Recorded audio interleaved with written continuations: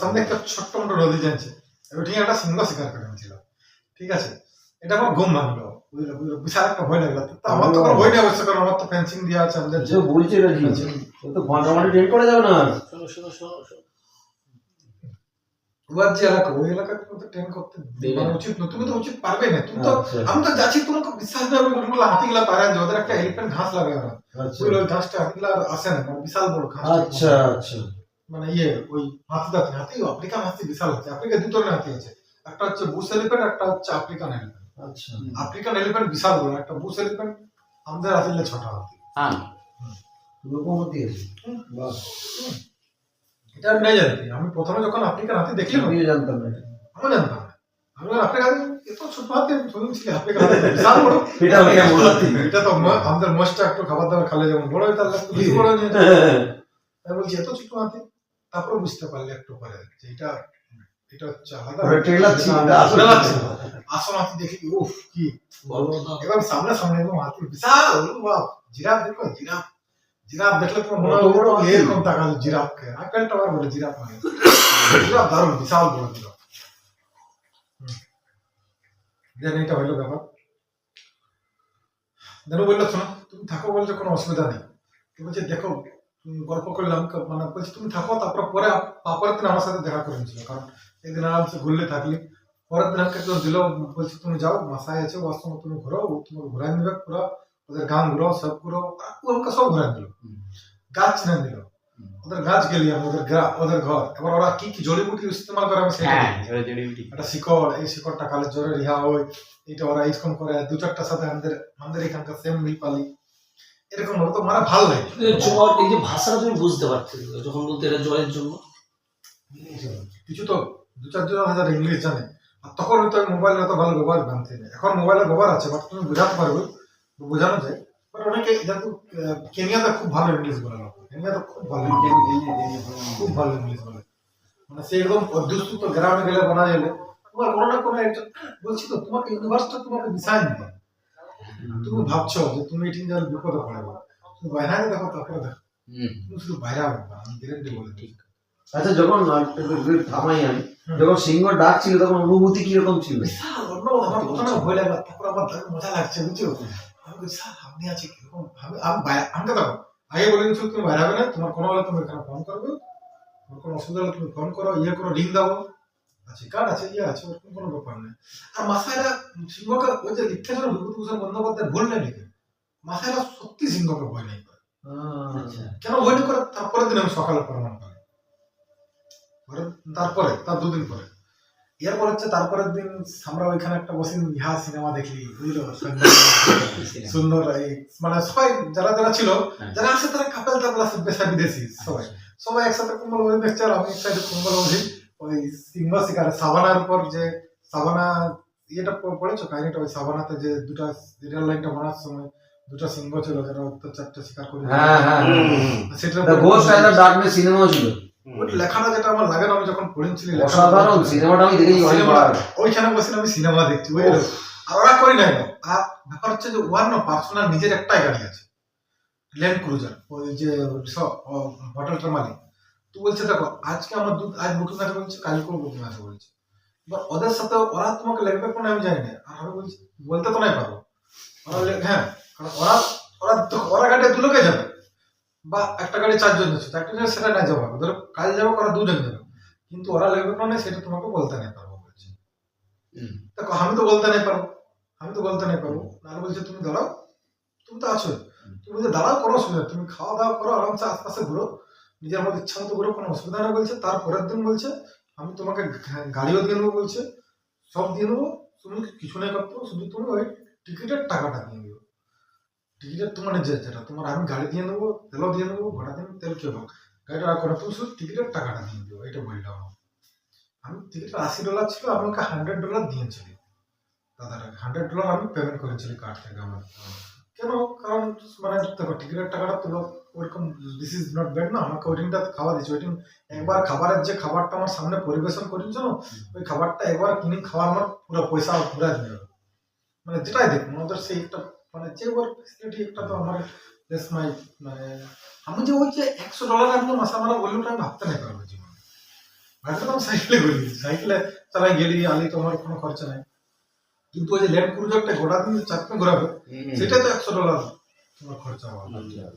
হ্যাঁ, সাইকেলে কোনো ব্রেকডাউন কখনো হয়নি আপনাদের? হয়েছিল একটু ছোট ছোট, কিন্তু সাইকেলটা তো নতুন ছিল, একদম ভালো সাইকেল না। তো যাই হোক, এটার থেকে একটা এটা কোশ্চেনটা পরে বলছি। এখন এটা ধরেন, এখন হচ্ছে যে এরপর মাসায় আমরা শিখেছি, পরের দিন আমি সকাল বুঝি যে মাসায়রা সত্যি সিংহকে বই নাই পায়। তার আগের দিন বলি, তার আগের দিন যখন আমরা মাসায় গ্রাম বাইসে ঘুরতেছিল ওদের সাথে, তো গল্প করছিলাম। আমার যে গাইড ছিল বা আমার কাছে যে ছিল, তাকে সে আর তার একটা বন্ধু যখন ওদের গ্রামে একজন ওরা সিংহ মারে না কখনো, মানে যদি ওরা সিংহ আসে ওদের গায়ে বা গরুকে শিকার করেছে তখন ওরা কিন্তু মারে।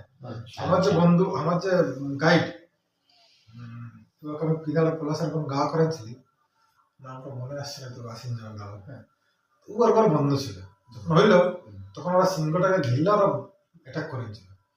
তো ওর বন্ধুটাকে কিন্তু ফাড়িয়ে নিয়েছিল সিংহটা, আর উহাকে, ঠিক আছে, ওর এখনো আমার দাগগুলা সব দেখান দিল, এখানেও আছে এখানেও আছে দাগগুলা, কোনো বিচ্ছিরি আছে, মানে বিচ্ছিরি ভাবে জন্তু যেন আটকে।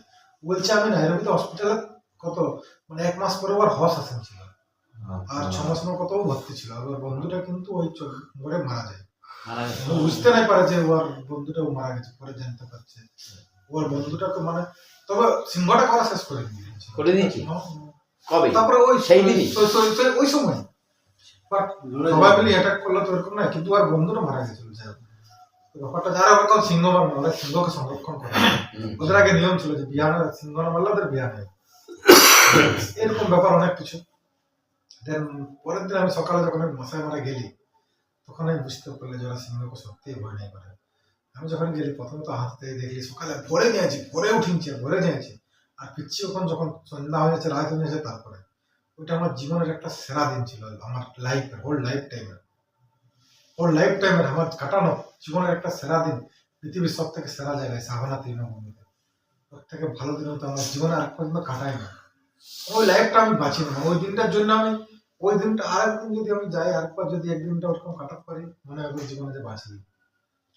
বাস্তব কথা, কারণ একদিনে আমার সব স্বপ্ন পূরণ হয়ে গেল মনে হলো। মানে আমি শুধু যখন টিভি খুলতি তখন আমি এনিম্যাল প্ল্যানেট বা ডিসকভারি খুলি না, আমি শুনতি কিভাবে গ্রেট মাইগ্রেশন হয়, কিভাবে সমস্ত কিছু হয়, সমস্ত কথা সেগুলো নিজের চোখে চোখে আমি দেখতে পাচ্ছি। ভাবুন তুমি রাস্তায় যাচ্ছি, ওই অস্ট্রিচ, জিরাফ, এগুলা তো জিরাফ আর এগুলা তো গিনতির বাইরে ধরা, হরিণ বা ইম্পালায় সবকিছু। সিংহ আর মহিষ যে অ্যাক্টিং থাকে ওটাও দেখতে পারি, সিংহ কিভাবে শিকার করে এটা দেখতে পারি, এই চিতা কিভাবে ইয়ে করে সেটা দেখতে পারি। কোনো জন্তু তো এরকম নয় যেটা দেখি নাই, ইয়ে 5 এনিমেলও দেখতে পাইছিল। এখন হচ্ছে আমি যখন ঢুকলি কিছুক্ষণ পরে এক জায়গায় মাসায়, একটা জায়গায় মাসায়, মানে একদম মাসায় গরু চড় আছে, আমি দেখতে পাচ্ছি। আমি যেখানে গাড়িতে আছি মোটামুটি 1 কিলোমিটার দূরে হবে। আচ্ছা, গরু চড় আছে, মাসায় আছে দুজন এরকম গাড়িতে নিয়ে, আর সিংহ আমার মানে কিছু দূরে আছে। তো ভাবো আমি তো গাড়ির উপরে আছি, আমার তো কিছু নেই, কিন্তু সিংহ খুঁজে দেবো, মানে ওদের সিংহের ডিস্টেন্স হচ্ছে 1.5-2 কিলোমিটার। ভাবো যেটা চড়া আছে, ওদের তো কোনো ব্যাপার নেই, কারণ ওদের কাছে তো কোনো নেই।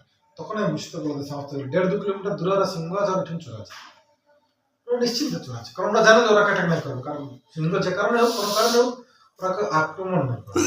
অবস্থা হয়ে যেত না, জেনারেশন পর জেনারেশন দেখতে আসছে ওরাকে। একটা জিনিস হচ্ছে জেনারেশন পর সেম ড্রেস পরে আসে, লাল কালারের ড্রেস, দেখো প্রায় লাল কালার, সব ড্রেসগুলো ওদের লাল কালারের। ভয় কেন লাগে ওদের? ওই ভয়টা কেন লাগছে? কারণ কি করবো, ওরা তো প্রজন্মের পর প্রজন্ম ছোট থেকে ওইভাবেই তো নেচারের তুমি যাবে না, তোমার বাড়ি শোনো, তুমি বলেছে তুমি যদি অযোধ্যা পাহাড়ে যাবে, একটা মাতালাম হাতিগুলা যখন আসে অযোধ্যা পাহাড়ে, এরা তুমি যদি একটা ওর যদি তুমি সামনে তোমার হাত পা কাঁপবে, তুমি ওই ঠিকটাই, তোমার কিছু না করলো তুমি ওই ঠিকই তোমার মনে হবে তুমি চলতে নেই পারবে। কিন্তু আমাদের পুরুলিয়ার ছেলে যারা আছে না, চালিয়ে এরকম যায় হাতিটা চড়ানো, বন্য হাতিটা, যে হাতি দেখলে তোমার মানে জীবন সুখান যাবে, যে হাতি ওরা যায় আর লাস্ট এরকম লড়াই আর চলি না। একটা ভিডিও বল আছে। আমি নিজে আমার অত বেশি আমি তো নাই করি, বিশ্বাস করো, তোমার ভয় লাগে, ঠিক আছে, হ্যাঁ আমার তোমার ভয় লাগে, আমার মজা লাগে, আমার মনে হয় তোমার সুন্দর জন্তু জানো, কিন্তু ওকে এত বিরক্ত করে আমার নিজের বিরক্ত লাগে।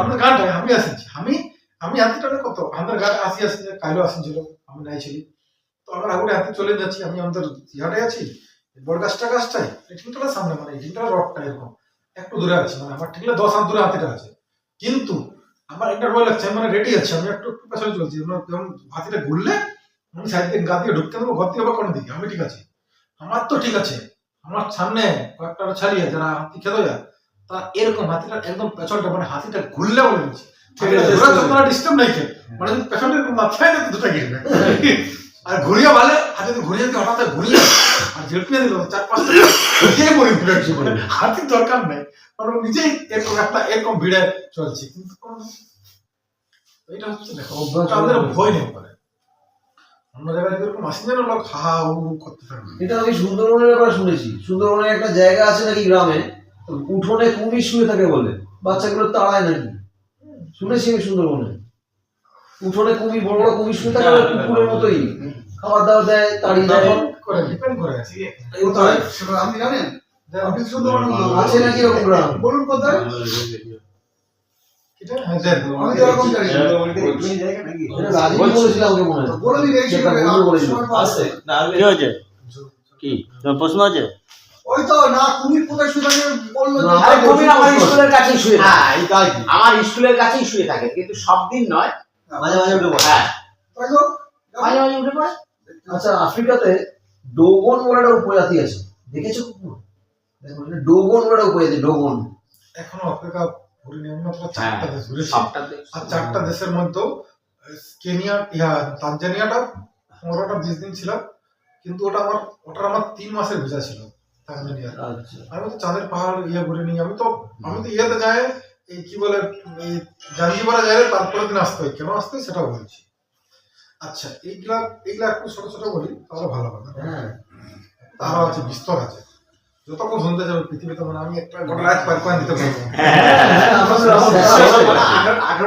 আমাদের আরো দেখা হবে, তারপরে আফ্রিকা কি দেখা করে আসবো ভাই, গল্প করবো। আমি শেষ হ্যাঁ, এবার কমফর্টেবল হচ্ছে, ঠিক আছে? তো